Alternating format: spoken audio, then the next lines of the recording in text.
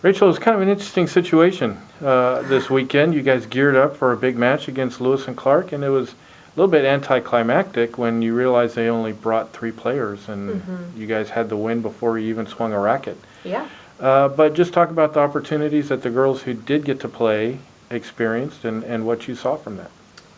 You know, anytime we get to hit a ball, it's a good day. So while Lewis and Clark only brought three of their players, they have a really talented team, and so the three players they brought were very good tennis players.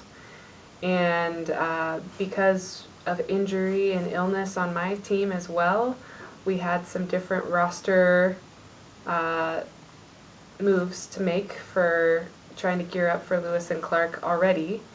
And I ended up getting to play some of my lower players on my roster much, much higher up. And it made for some competitive tennis that we don't usually get to see with these types of pairings, and we did very well. What is the mindset when you get to a match and it's not what you expect? I mean, how do you help a team work through changing on the fly what the expectations are? Good question. This year we've been focusing a lot more on being prepared to adapt a lot more than we have in prior seasons. So honestly, that's been one of the really great things that has come out of everything that the pandemic has brought is just that we're learning how to adapt and to be more flexible, and I think in any world those are good qualities. So my players didn't know that Lewis and Clark were only going to bring three players, but knew that they needed to be prepared to adapt, and that was one of the really nice things that came out of Saturday's matches, seeing how great their attitudes were. My players who didn't get to play and were just really cheering on their teammates that day were so happy and excited to be able to do that. So we got to really function as a team. They, of course, were disappointed to not be able to play, but it was still a great day. This weekend, you're going to hit the road and play your first conference match away from the friendly confines of the Scotford Tennis Center. What do we know about Whitman, and where are we now physically in our ability to match up with them? Whitman is always tough.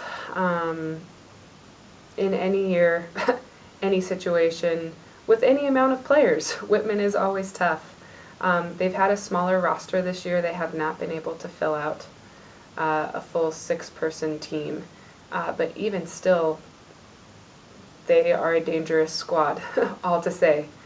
I know that they've already posted some conference victories against full teams with only four players.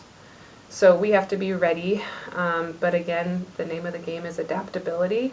I'm looking to maybe move some of my doubles teams around a little bit this week. Usually we try to make sure we can spread out some talent across all three teams and see if we can't get W's at each spot. And this week we will very likely only play two doubles, and their third will be defaulted. So I'm looking to reorganize what our doubles teams look like. And again, we don't know how much or who will be playing where for their squad. And so we're just going to be adaptable and ready to play our best tennis no matter what.